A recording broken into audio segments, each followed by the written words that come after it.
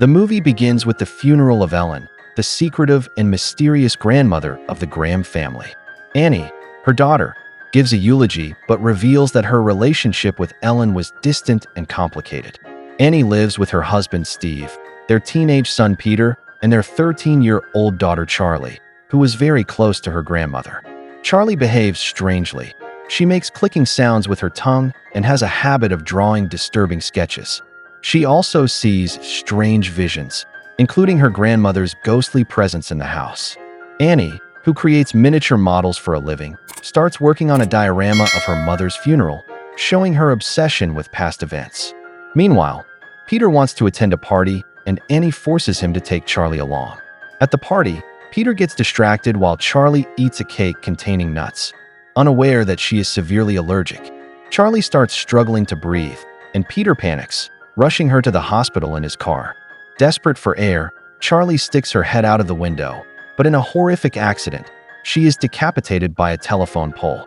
In shock, Peter silently drives home, leaving Charlie's body in the car for his mother to discover the next morning.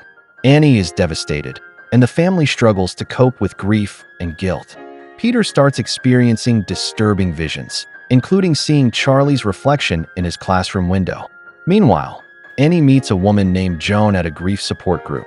Joan convinces Annie to try a seance to communicate with Charlie's spirit. At home, Annie performs the seance with Steve and Peter, and terrifying supernatural events begin to unfold. Objects move on their own.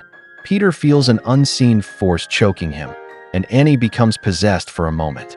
Steve begins to worry about Annie's mental state, as her behavior becomes more erratic. She later discovers Joan's connection to her mother, realizing that both were involved in occult rituals. Annie finds a book in her mother's belongings that explains Paimon, a powerful demon that desires a male host. She also finds a disturbing photo of her mother with Joan, performing demonic rituals. As Peter's condition worsens, he sees a vision of Joan screaming his name and his mother crawling on the walls. Annie tries to destroy Charlie's old sketchbook, believing it is cursed, but when she throws it into the fireplace, Steve catches fire and burns to death. Annie then becomes fully possessed as the spirit of Paimon takes control of her body. Peter wakes up and sees his mother levitating and sawing off her own head with a wire. He jumps out of the window in terror, seemingly killing himself. His body lies motionless, but then a blue light enters him, signifying that Paimon has taken over. Peter, now possessed by Paimon, walks into the treehouse, where Joan and a group of cultists bow before him. They place a crown on his head and call him Paimon, King of Hell.